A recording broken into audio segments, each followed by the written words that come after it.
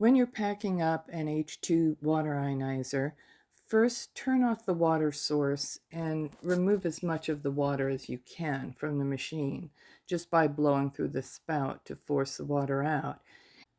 And then open the flow knob to release pressure from the lines and remove the spout and the hoses from the machine and put the plugs in their place. Dry off the machine if it's wet and put on the plastic cover.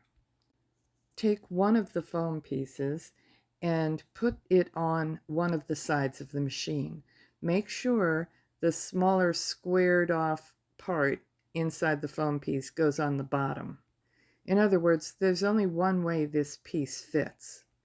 And then turn the machine on its side on the foam piece and put the other foam piece on top. There are slots in that foam piece to hold the spout and other things. Next, slide this into the product box. Make sure that it's oriented so that when the box is upright, the top is facing up.